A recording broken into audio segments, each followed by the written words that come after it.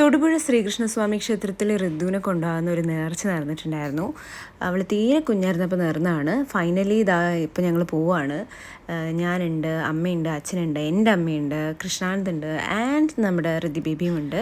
രാവിലെ ഒരു 6:45 ഒക്കെ ആയപ്പോൾ ഞങ്ങൾ ഇറങ്ങിയായിരുന്നു. ആൻഡ് ഒരു 8 മണിയൊക്കെ ആയപ്പോൾ ഞങ്ങൾ ക്ഷേത്രത്തിലെത്തി. വണ്ടിയിൽ വെച്ച് ഫുൾ ഋതി ബേബി ഉറക്കമായിരുന്നു. പക്ഷേ ക്ഷേത്രത്തിലെത്തിയതും അവൾ ആകെ ഫുൾ ഓണായി. പിന്നെ ഞങ്ങൾ തൊഴുതു. അവൾ 2 മയിൽപ്പീലിയൊക്കെ കരുതിയിട്ടുണ്ടായിരുന്നു കണ്ണന് കൊടുക്കാനായിട്ട്. പ്രസാദം കഴിക്കാഞ്ഞിട്ട് ഋതി ബേബിക്ക് ഇരിക്കപ്രതി ഉണ്ടായിരുന്നില്ല. കാരണം വെണ്ണ എന്ന് പറയുന്നത് അവളുടെ ജീവനാണ്.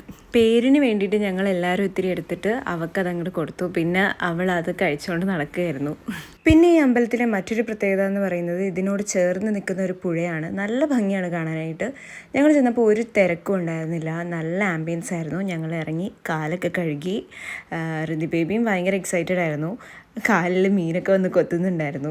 ആദ്യമായിട്ടാണ് ഞങ്ങൾ ഈ അമ്പലത്തിൽ വരുന്നത് കേട്ടോ. അവിടുന്ന് പാൽപ്പായസവും നേർന്നിട്ടുണ്ടായിരുന്നു. ഋതി ബേബിക്ക് അതും ഭയങ്കര ഇഷ്ടമാണ്. സോ അതിൻ്റെ എക്സൈറ്റ്മെൻറ്റാണ് നിങ്ങളിപ്പോൾ ഈ കാണുന്നത്. അങ്ങനെ നല്ല ഭംഗിയായിട്ട് തൊഴുത് ഞങ്ങൾ അവിടുന്ന് ഇറങ്ങി. ദിവസത്തിൻ്റെ നല്ലൊരു തുടക്കമായിരുന്നു. നല്ലൊരു സമാധാനവും സന്തോഷവും ഒക്കെ തോന്നിയായിരുന്നു. വലിയ വിശപ്പൊന്നും ഉണ്ടായിരുന്നില്ല. എങ്കിലും തൊട്ടടുത്ത് തന്നെയുള്ള ഒരു ചായക്കടയിൽ ഞങ്ങൾ കയറി ചെറുതായിട്ട് ഒരു ബ്രേക്ക്ഫാസ്റ്റ് കഴിച്ച് തിരിച്ച് വീട്ടിലേക്ക്.